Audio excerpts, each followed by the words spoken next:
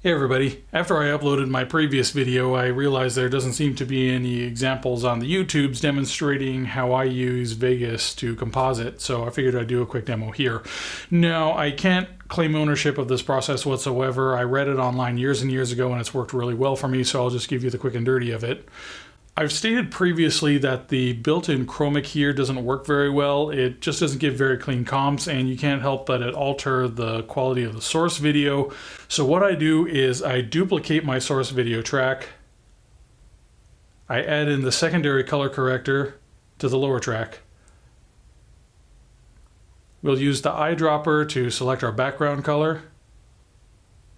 We select mask, invert, and deselect luminance. We don't care about how bright it is, we only care about the color and the saturation. So now we can use the sliders to get in the ballpark of what our mask is going to be, and from there we create a parent-child pair out of the two tracks, and we set the upper one to multiply.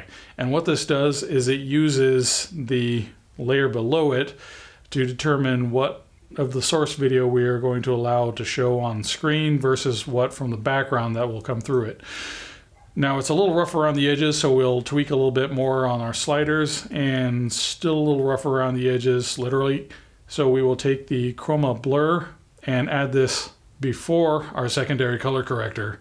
Now what this does is it smooths out the color transitions between one color subsample and the next. And if you're using a professional 3-chip video camera with 420 or higher subsampling, this is not necessary, but we're dealing with high-end consumer or low-end professional stuff, so it's very necessary here.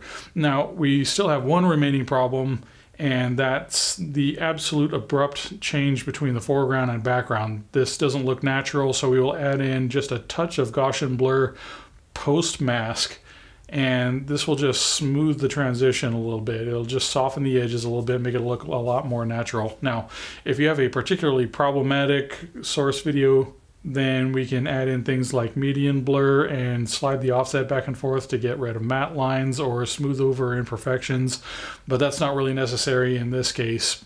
Anyway, that's just a quick and dirty estimate of the way I work on this. So if you have any further questions, let me know in the comments. Be sure to like, share, subscribe, and all that fun jazz, because yay, and click the bell thingy.